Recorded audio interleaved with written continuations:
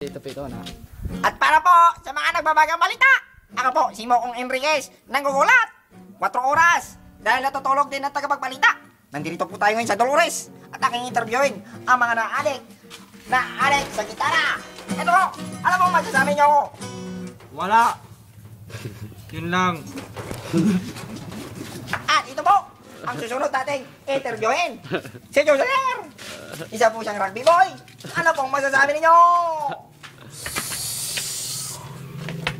Easy man! Easy man! Huwag kang maingay sa lugar na to. Ito ay pag-aari ko. Tira kita! At ang susunod po nating interviewin, isa po siyang dancer. Ano pong masasabi nyo sa pagsasayaw? Ang bawat pagsasayaw ay parang buhay, nasa guwan na lugar. Ganun na yun. O, sampol. Wal.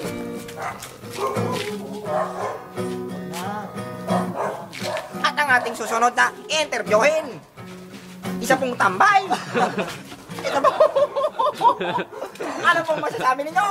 No comment. Mamaya ako sa lugar. At ang susunod po nating interviewin, isang gagong rapper. Pero retiro na po siya. Ngayon, isa na lang po siyang rugby boy. Wala rin. Ano pong masasabi ninyo? Huwag mo kastorbo dito. Kinaragmi ako.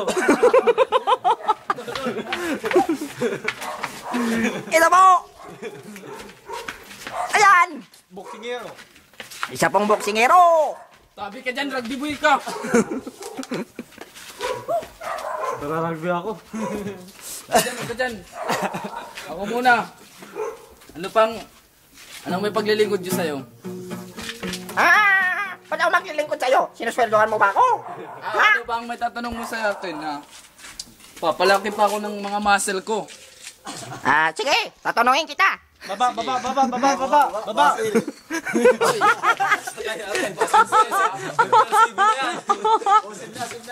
Sige, ano? Salamat, sige. Ayan po, ang 4 oras.